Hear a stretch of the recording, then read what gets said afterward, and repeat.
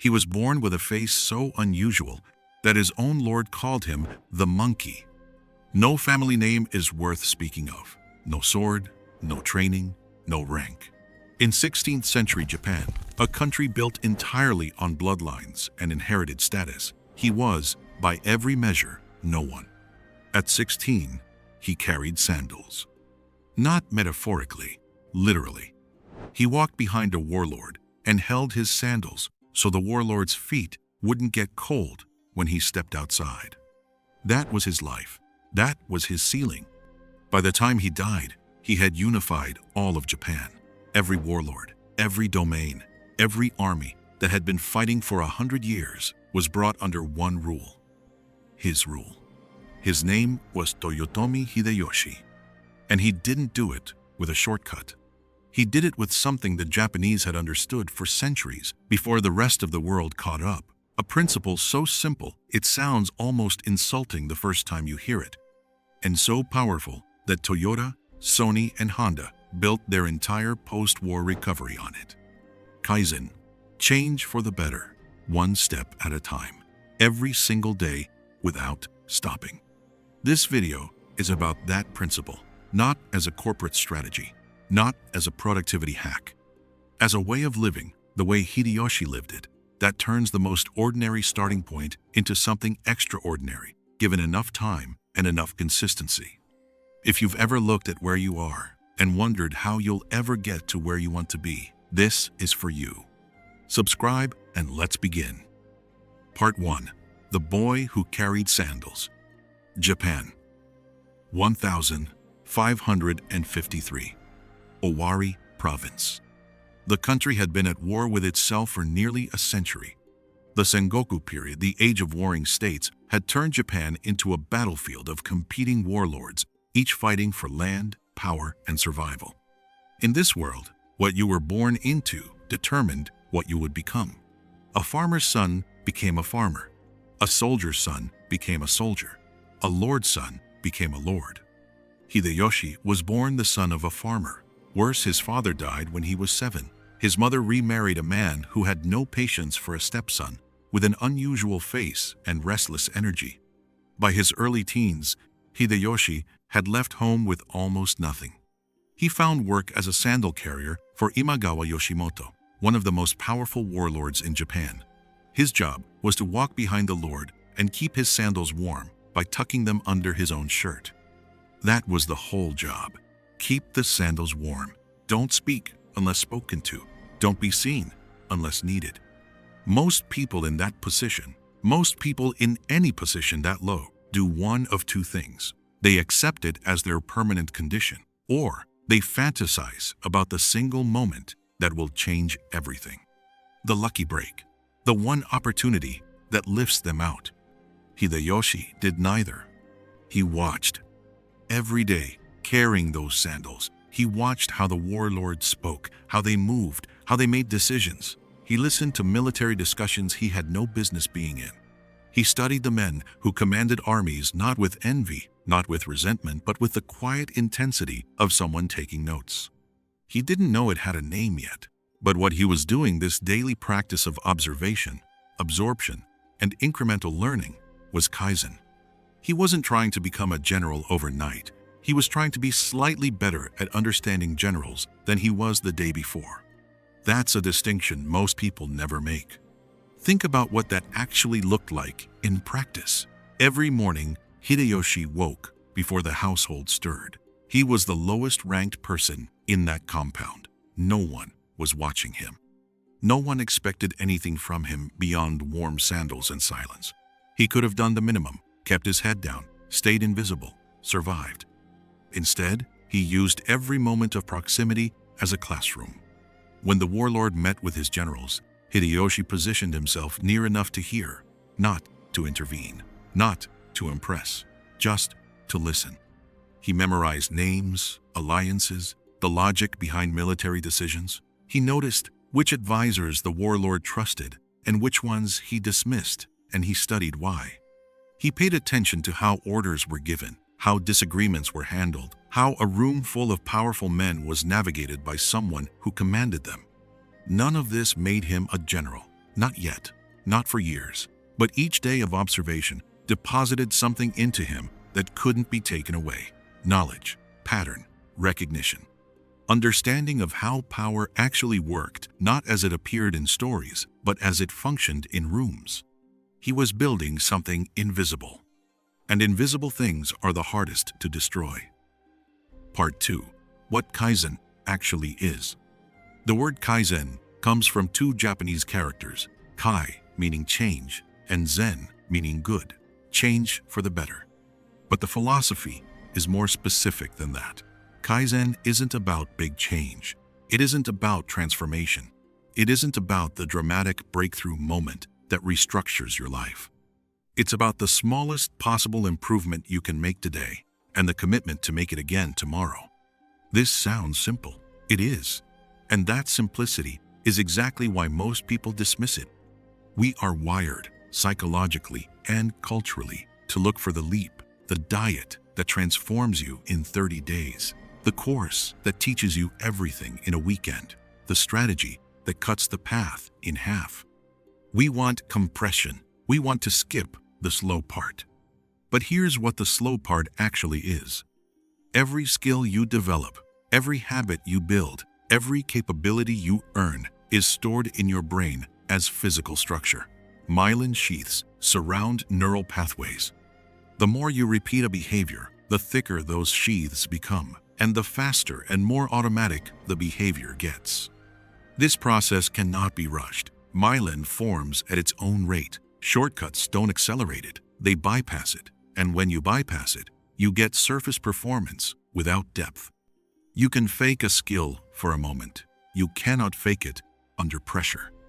There's another mechanism at work here that most people don't consider: the basal ganglia. This is the part of your brain responsible for habit formation, the deep structure that converts deliberate actions into automatic behavior. The basal ganglia don't respond to intention. It doesn't care how motivated you are or how clearly you can articulate your goals. It responds to repetition, specifically to the consistent repetition of small behaviors over time. When you repeat a small action every day, the basal ganglia begins to encode it. First, it's effortful.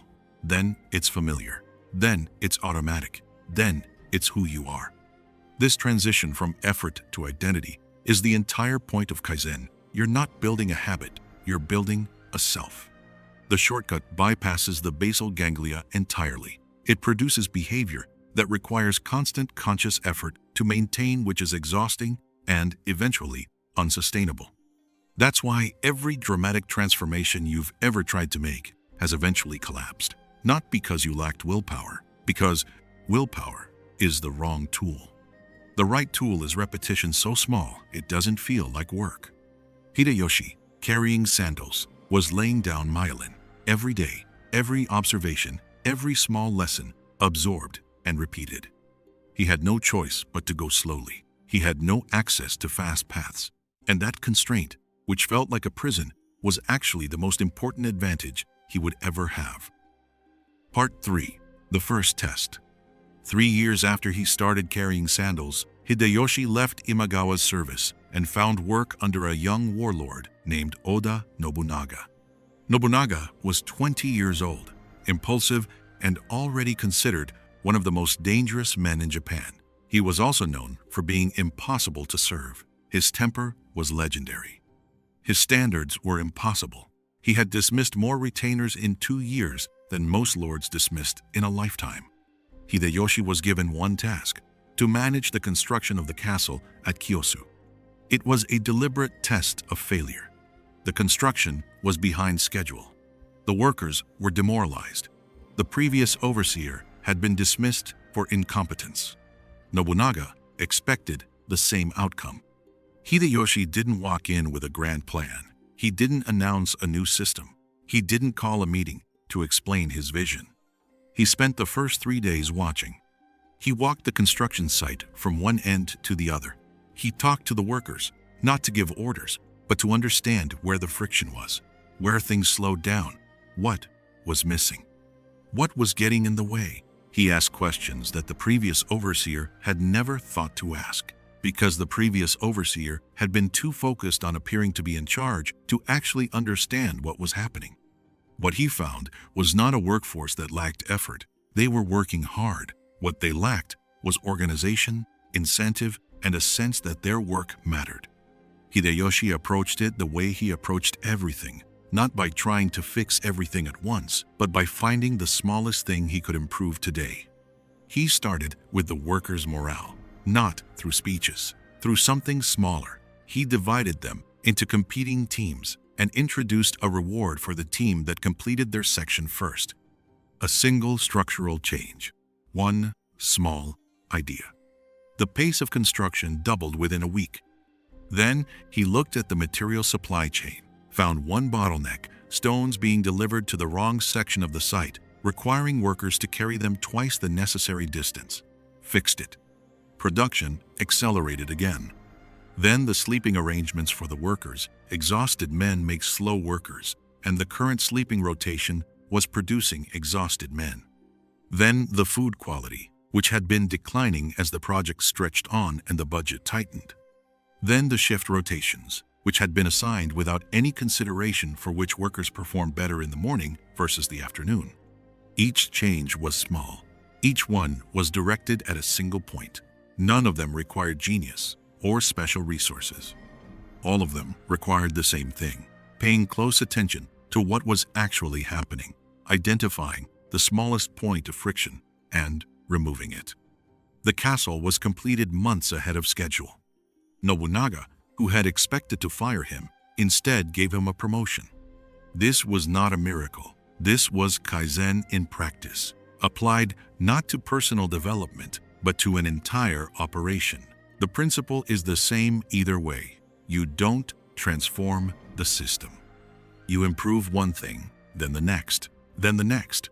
Each improvement makes the next one slightly easier to see.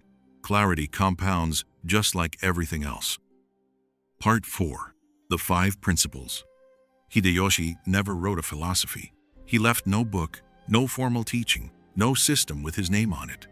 What he left was a life, and in that life, 5 patterns that repeat so consistently they function as principles. These aren't the 5 steps to success. They're the 5 things that happen naturally when you commit to Kaizen and stay committed long enough for it to work. Principle 1. Start where you are. Hideyoshi never waited until his conditions were better to begin improving. He began with what he had, which was almost nothing, and found the one thing within his reach that he could do slightly better today than yesterday. This sounds obvious. It isn't practiced. Most people have a threshold for starting. They'll begin the training when they have more time. They'll focus on the career when the situation stabilizes. They'll work on the relationship when things calm down. They'll start when the conditions are right. The conditions are never right. This is not pessimism, it's observation.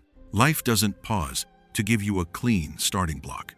The person who waits for the right moment is still waiting when the person who started in the wrong moment has already built something. There's a specific psychological mechanism behind this tendency to wait, and it's worth understanding because once you see it, you can't unsee it. Psychologists call it temporal discounting, the tendency to value the future version of your life less than the present one. The future self, who will have more time, better conditions, a cleaner starting point, that person feels real, but they don't exist yet.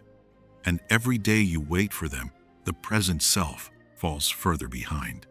Hideyoshi had no future self with better conditions to wait for. He had today. He had the sandals, the warlord's compound, and whatever he could observe and absorb right now, so he started there.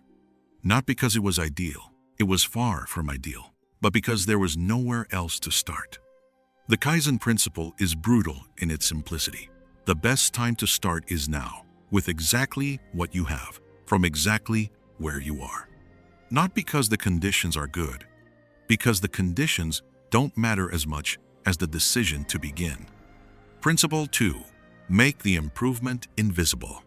When Hideyoshi improved the castle construction, he didn't announce a transformation. He made one small change, then another. The workers didn't experience a revolution. They experienced a slightly better day, then another slightly better day. This is deliberate. Big changes trigger resistance in yourself and in the systems around you. When you announce that you're completely overhauling your life, your brain, which is wired for energy conservation and threat avoidance, begins to resist. Old patterns fight back. The psychological cost of maintaining a dramatic change is enormous. Small changes slip past that resistance. Your brain doesn't feel threatened by waking up 5 minutes earlier, by reading 1 page instead of 0, by doing 1 more repetition than yesterday. But those invisible improvements compound. The mathematics of 1% daily improvement over 1 year produces a result 37 times better than where you started, not through drama, through invisibility. Principle 3. Measure direction, not distance. There's a specific kind of discouragement that kills more progress than failure does. It happens when you look at how far you have to go and compare it to how far you've come, and the distance ahead seems so much larger than the distance behind that continuing feels pointless.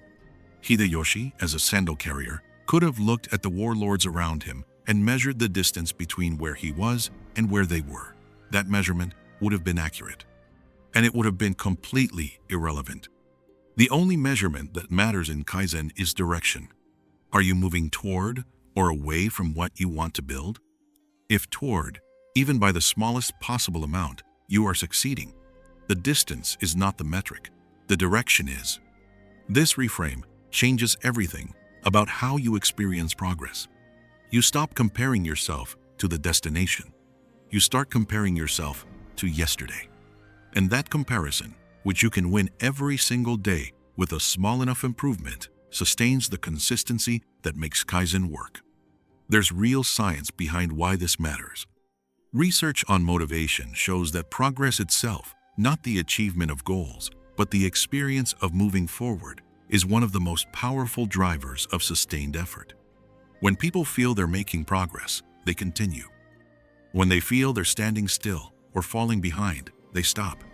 The problem is that most people measure progress against the destination, which makes them feel perpetually behind. Kaizen reorients that measurement toward yesterday, a comparison you can always win because the bar is set by you. Hideyoshi never stopped to calculate how far he was from unifying Japan.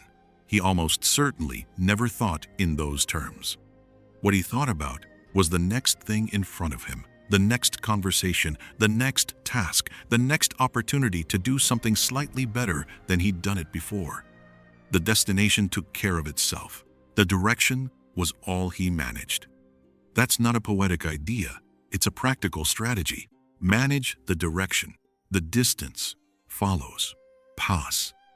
Principle 4. Respect the compound.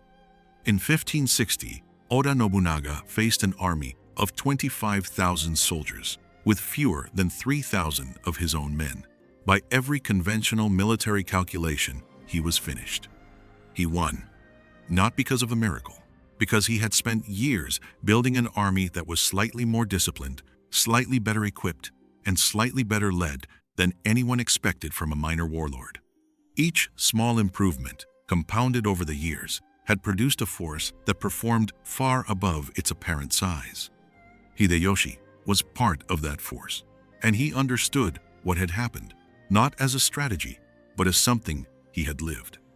Every small thing he had learned, practiced, and refined over the previous decade showed up in that moment with a force that no single act of preparation could have produced. This is the part of Kaizen that no one warns you about. The results are invisible for a long time.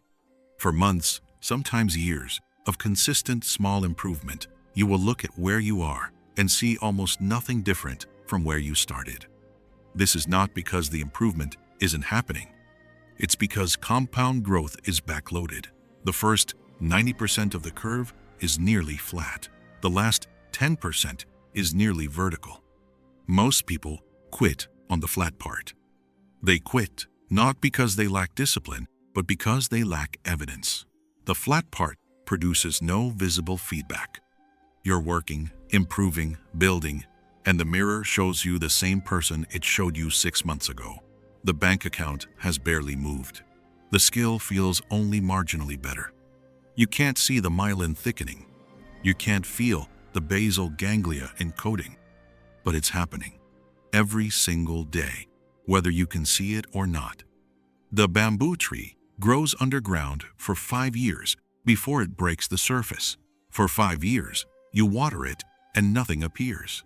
Then in 6 weeks, it grows 90 feet. The growth didn't happen in 6 weeks. It happened in 5 years. The surface was just the last part. Hideyoshi didn't quit. He couldn't afford to. He had no other option. And that constraint saved him because it kept him on the curve long enough to reach the vertical. You have to respect the compound. Trust that what you're building exists even when you can't see it yet. Because when it becomes visible fast, and by then, the distance from where you started will be impossible to believe. Principle 5. Never stop. In 1590, Toyotomi Hideyoshi completed the unification of Japan. He was 53 years old. He had started with nothing. He had arrived. And then he kept going. He didn't stop improving. He didn't declare victory and rest. He began reforming the administrative systems of the country. He restructured the tax system. He commissioned surveys of land across Japan, the first comprehensive land survey in Japanese history. He reformed the class system, drawing clearer lines between samurai and farmers, creating stability that would last for generations. He kept finding the next small thing that could be better than it was. Some historians look at Hideyoshi's later years and see overreach, campaigns in Korea that stretched his resources too far. That's a fair reading. But it misses what drove those decisions. A man who had spent his entire life moving forward simply didn't know how to stop. The momentum that carried him from sandal carrier to supreme ruler was the same momentum that kept pushing after the original goal was achieved. This is the final principle, and the hardest one to understand until you've lived it. Kaizen is not a strategy for getting somewhere. It's a way of being. The person who practices it doesn't stop when they reach the goal. They find the next thing. Not because they're driven by dissatisfaction, not because what they've built isn't enough, but because improvement has become the natural state. It's no longer an effort, it's identity. The warrior who trains every day doesn't train to become a warrior. He trains because he is one. The practice and the person become the same thing. To stop practicing wouldn't feel like rest. It would feel like ceasing to exist. That's what Hideyoshi built over the course of his life. Not just an empire, though he built that too, a self. A version of himself so thoroughly shaped by continuous improvement that there was no longer a distinction between the practice and the man. That's what Kaizen ultimately produces if you stay with it long enough. Not a goal achieved, a person transformed. Part 5. What this means for you. Hideyoshi's story is extreme. Most of us are not trying to unify feudal Japan. But the principle scales perfectly to any context, any starting point, any goal. Here's what Kaizen looks like in a life. You don't overhaul your health. You sleep 30 minutes more tonight than you did last night. You add one vegetable to a meal you were already going to eat. You walk to one destination you would have driven to. These are not sacrifices. They're invisible. But in 6 months, the body you're living in is different from the one you started with, and you barely noticed the change happening. You don't transform your skill set. You practice one thing for 20 minutes today that you didn't practice yesterday. You read one chapter. You watch one focused lesson. You take one piece of feedback and apply it to the next attempt. In 2 years, the gap between your capability and the capability of someone who skipped that daily practice is so large it can't be closed quickly. You don't fix your relationships overnight. You listen more carefully in one conversation today than you did yesterday. You say one thing you've been avoiding saying. You show up once when you would have stayed away. Over time, those small, consistent acts of presence become the foundation of something neither person could have predicted at the start. If this is resonating, subscribe to Presence and Purpose. Every video on this channel is built around the same idea, taking the wisdom that actually worked across centuries and making it applicable to the life you're living right now. Now, back to the deeper truth. The reason Kaizen is hard isn't the discipline, it's the patience. Anyone can commit to one small improvement for a week. The question is whether you can commit to it for a year. Through the long, flat stretch where nothing appears to be changing, where the compound hasn't shown itself yet, where the only evidence that it's working is the fact that you're still moving. This is where most people stop. Not from laziness, from a failure of faith in the process. Hideyoshi had an advantage that most people don't have. He had no alternative. When you are born at the bottom with nothing, you cannot afford to be impatient. You either move slowly and consistently, or you don't move at all. That constraint, which looked like a disadvantage, was the thing that kept him on the path long enough for the compound to deliver. Most of us have too many options. We can always try the new approach. We can always switch to the faster method. We can always start over with a different strategy. And so, we never stay on any one path long enough to find out what it would have produced. The Japanese have a concept called shokunin, the master craftsman. The shokunin doesn't change what he's doing when results are slow. He refines it. He adjusts. He finds the one small thing that can be done better today, and he stays for years, for decades, until the work becomes something that couldn't have been made any other way, with shortcuts, with speed, with any path other than the slow one. That patience is not passive, it's the hardest kind of active.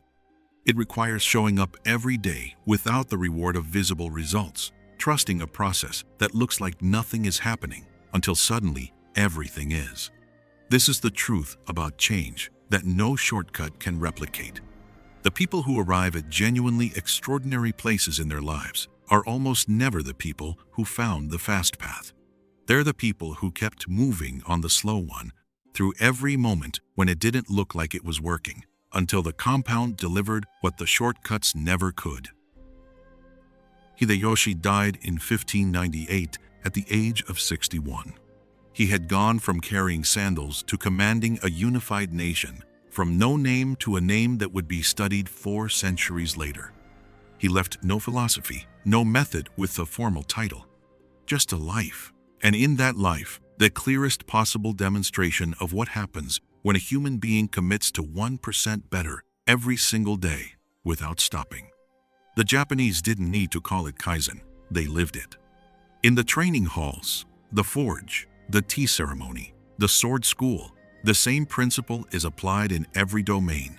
You don't seek perfection, you seek the next small improvement. Then the one after that.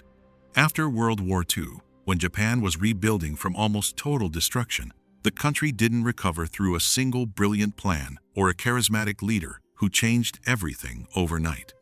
It recovered through Kaizen, applied to factories, supply chains, product quality, and organizational culture. Toyota's production system, Sony's engineering process. The systematic application of small improvements, compounded over decades, turned a bombed country into the second largest economy in the world within a generation. The same principle, the same patience, the same refusal to look for the shortcut that doesn't exist. You are not rebuilding a country, but you may be rebuilding a life, a career, a body, a relationship, a sense of who you are and what you're capable of. The scale is different. The principle is identical. The shortcut you're looking for doesn't exist. Not because the world is unfair, because shortcuts produce surface results without depth, and depth is the only thing that holds when everything gets hard. And everything gets hard eventually. The path exists. It's slow. It's undramatic. It doesn't look like progress for a long time. There's no moment where the music swells and you realize it's all coming together.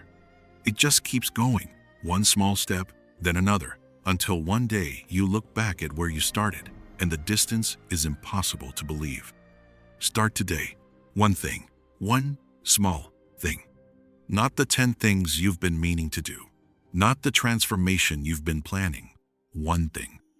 The smallest improvement you can make today compared to yesterday.